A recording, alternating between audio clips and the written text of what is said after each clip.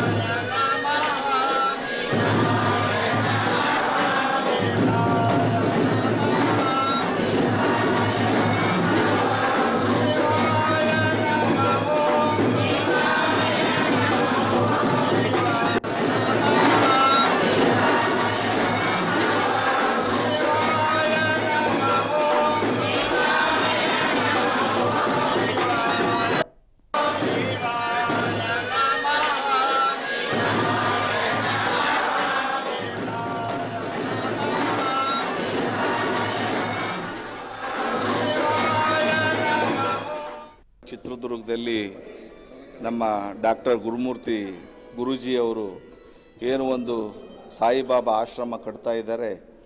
ಇದನ್ನು ನೋಡಿದ್ರೆ ಯಾವುದೋ ಲೋಕದಲ್ಲಿ ಇದ್ದೀವಿ ಅಂತ ಅನಿಸ್ತದೆ. ಇವತ್ತು ಜನಕ್ಕೆ ಶಾಂತಿ ಬೇಕಾಗಿದೆ.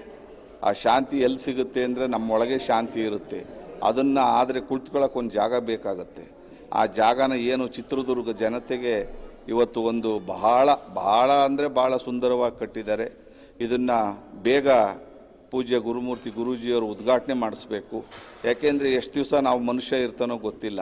ಎಷ್ಟು ಕಣ್ಣು ಮುಂದೆ ಇವತ್ತಿರ್ತಾರೆ, ನಾಳೆ ಸಾಯ್ತಾ ಇದ್ದಾರೆ. ಆದರೆ ಸೇವೆ ಮಾಡಿದವ್ರಿಗೆ ಯಾವತ್ತೂ ಸಾವಿಲ್ಲ ಅಂತಾರೆ. ಇವತ್ತು ಆ ಕೆಲಸನ ನಮ್ಮ ಗುರೂಜಿಯವರು ಮಾಡಿದ್ದಾರೆ. ಯಾಕೆಂದರೆ ಎಲ್ಲರೂ ಹಣ ಇಟ್ಕೊಂಡೇ ಹಣದಿಂದನೇ ಹೋಗ್ತಾರೆ. ಹಣನ ಇಂಥ ಕೆಲಸಗಳಿಗೆ ಉಪಯೋಗಿಸುವಂಥವ್ರು ತುಂಬ ಸರಳ. ಇವತ್ತು ದೇವಸ್ಥಾನ ಕಟ್ಟೋರು ತುಂಬ ಸರಳ ಆಗಿದ್ದಾರೆ. ಶಿರ್ಡಿ ಬಾಬಾನ ದರ್ಶನಕ್ಕೆ ಹೋಗ್ತಾರೆ. ಆದರೆ ಅವರ ಪ್ರೇರಣೆಯಾಗಿ ಇವತ್ತು ಈ ಶಿರ್ಡಿ ಮಂದಿರ ಏನು ಚಿತ್ರದುರ್ಗದಲ್ಲಿ ನಿರ್ಮಾಣ ಆಗ್ತಾ ಇದೆ, ಇದಕ್ಕೆ ನನ್ನ ಸಂಪೂರ್ಣ ಬೆಂಬಲ ಇದೆ. ಅವರು ಆದಷ್ಟು ಬೇಗ ಈ ಗುಹಾಂತರ ದೇವಾಲಯ ಅಂತ ಕರೆಸ್ಕೋಬೋದೇನೋ ಇದು. ಯಾಕೆಂದರೆ ಆ ಥರ ಸ್ಟ್ರಕ್ಚರಲ್ಲಿ ಮಾಡಿದ್ದಾರೆ. ಆ ಬಾಬಾ ಅವರಿಗೆ ಬೇಗ ಇದನ್ನು ಅಭಿವೃದ್ಧಿಪಡಿಸಿ ಭಕ್ತಾದಿಗಳಿಗೆ ಆದಷ್ಟು ಬೇಗ ಇದನ್ನು ತೋರಿಸ್ಲಿಕ್ಕೆ ವ್ಯವಸ್ಥೆ ಮಾಡಲಿ ಅಂತ ಹೇಳಿ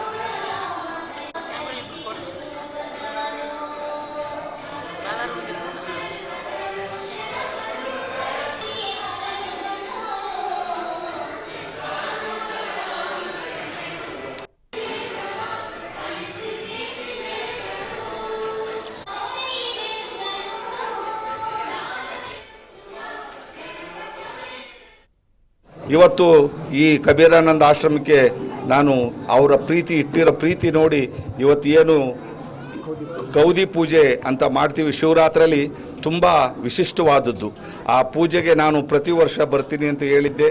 ಪೂಜ್ಯ ಶ್ರೀಗಳವರು ಏನು ನನ್ನ ಮೇಲೆ ಪ್ರೀತಿ ಇಟ್ಕೊಂಡು ಇವತ್ತು ಸೌಭಾಗ್ಯ ಆಗಿರ್ಬೋದು, ಬಸವರಾಜು ಆಗಿರ್ಬೋದು, ಇವತ್ತು ನಾನು ಚಿತ್ರದುರ್ಗಕ್ಕೆ ಬಂದಾಗ ಅವರ ಪ್ರೀತಿ ವಾತ್ಸಲ್ಯ ನೋಡಿದಾಗ ನನಗೆ ತುಂಬ ಸಂತೋಷ ಆಯಿತು. ಯಾಕೆ ಅಂದರೆ ಒಂದು ತಾಯಿ ಮನೆಗೆ ಒಂದು ಮಗು ಬಂದರೆ ಎಷ್ಟು ಸಂತೋಷ ಪಡ್ತಾನೋ ಅದೇ ರೀತಿ ನಮ್ಮ ಶಿವಲಿಂಗಾನಂದ ಸ್ವಾಮೀಜಿಯವರಿಗೆ ನಾನು ಈ ಮನೆಗೆ ಬಂದರೆ ಒಂದು ತಾಯಿ ಮಗು ಸಂಬಂಧ ಬೆಳೆಸ್ದಂಗೆ ಪೂಜ್ಯ ಬಾಲಗಂಗಾಧರನಾಥ ಸ್ವಾಮೀಜಿ ಅವ್ರ ಮೇಲೆ ಇಟ್ಟಿರ್ತಕ್ಕಂಥ ಪ್ರೀತಿ, ಆ ಪ್ರೀತಿ ನಾನು ಉಳಿಸ್ಕೊಂಡು ಹೋಗಬೇಕು ಅನ್ನೋ ದೃಷ್ಟಿ ಇಟ್ಕೊಂಡು ನಾನು ಪ್ರತಿ ವರ್ಷ ಬರ್ತೀನಿ ಸ್ವಾಮೀಜಿ ಅಂತ ಹೇಳಿದೆ. ಕಳೆದ 2 ವರ್ಷ ಬರಲಿಕ್ಕಾಗಲಿಲ್ಲ, ಅನೇಕ ಕಾರಣಗಳಿದ್ದವು. ಈ ವರ್ಷ ಅವರ ಪ್ರೀತಿ ನಮ್ಮನ್ನು ಕಟ್ಟಾಕಿದೆ. ಆ ಪ್ರೀತಿ ವಿಶ್ವಾಸ ನನ್ನ ಮೇಲೆ ಸದಾಕಾಲ, ಆ ಪ್ರೀತಿ ವಿಶ್ವಾಸ ಪೂಜ್ಯ ಸ್ವಾಮೀಜಿ ಅವರು, ಬಸವರಾಜ ಅವರು, ಸೌಭಾಗ್ಯ ಆಗಿರ್ಬೋದು, ಇವರೆಲ್ಲ ಪ್ರೀತಿಯಿಂದ ನೋಡಿಕೊಂಡು ನನ್ನ ಇವತ್ತು ಆತಿಥ್ಯ ಕೊಟ್ಟಿದ್ದಾರೆ. ಆ ಪ್ರೀತಿ ಸದಾಕಾಲ ನನ್ನ ಮೇಲೆ ಅದೇ ರೀತಿ ಇರಲಿ ಅಂತ ಹೇಳಿ ಇವತ್ತು ಏನು ಪೂಜ್ಯ ಶಿವಲಿಂಗಾನಂದ ಸ್ವಾಮೀಜಿಯವರು ಈ ಭಾಗದಲ್ಲಿ ಅನೇಕ ಶಿಕ್ಷಣ ಸಂಸ್ಥೆಗಳನ್ನ ನಡೆಸ್ತಾ ಇದ್ದಾರೆ, ಜೊತೆಗೆ ಧರ್ಮ ಕಾರ್ಯದಲ್ಲೂ ಭಾಗವಹಿಸ್ತಾ ಇದ್ದಾರೆ. ನಮ್ಮ ಕ್ಷೇತ್ರದಲ್ಲಿ ಏನೇ ಒಂದು ಆರೋಗ್ಯ ಕಾರ್ಯಕ್ರಮ ಆಗಿರ್ಬೋದು, ಶಿಕ್ಷಣ ಸಂಸ್ಥೆಗಳದಿರ್ಬೋದು, ಫೌಂಡರ್ಸ್ ಡೇ ಅಂತ ಮಾಡ್ತೀವಿ, ಎಲ್ಲ ಕಾರ್ಯಕ್ರಮಕ್ಕೆ ಅವರು ಮುಖ್ಯ ಅತಿಥಿಗಳಾಗಿ ಪ್ರತಿ ವರ್ಷ ಬರ್ತಾರೆ. ಆ ಪ್ರೀತಿ ನಾನು ಇನ್ನೂ ಮುಂದುವರಿಸ್ಕೊಂಡು ಹೋಗ್ತೀನಿ. ಪೂಜ್ಯ ಶ್ರೀಗಳು ಅದೇ ರೀತಿ ನಮ್ಮ ಮೇಲೆ ಪ್ರೀತಿ, ಕರುಣೆ, ಅನುಕಂಪ ಇಟ್ಟಿರಲಿ ಅಂತ ಹೇಳಿ ನಾನು ದೇವರಲ್ಲಿ ಪ್ರಾರ್ಥಿಸ್ತೀನಿ.